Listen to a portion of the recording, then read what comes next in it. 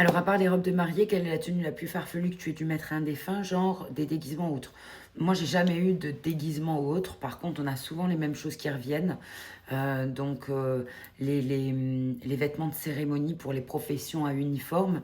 On a aussi les vêtements spécifiques aux religieux, les motards avec leurs gros blousons en cuir et leurs pantalons en cuir.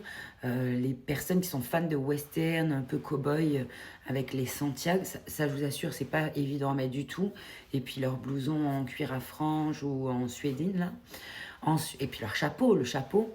Ensuite, on a beaucoup de gens qui portent en pyjama. On s'imagine pas, mais il y a beaucoup de gens qui partent en pyjama, pyjama pilou-pilou, des pyjamas très élégants, des pyjamas grenouillères, parfois qui sont assez humoristiques aussi.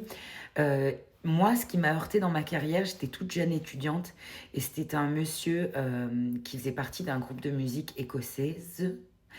Et en fait, il a eu un accident face à face. Il y a une partie du tableau de bord qui lui est rentrée dans l'entrejambe. Et donc ce monsieur était donc musicien écossais et voulait absolument partir en kilt avec rien dessous.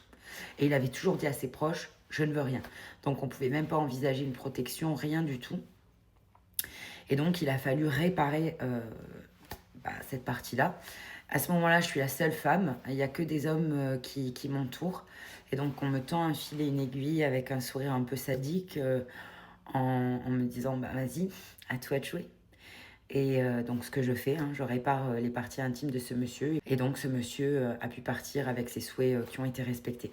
Ça, c'est vraiment la tenue qui m'a le plus marqué, mais parce qu'en fait, elle était liée à un environnement, à un incident très spécifique qui pour quelqu'un qui portait un kilt, voilà.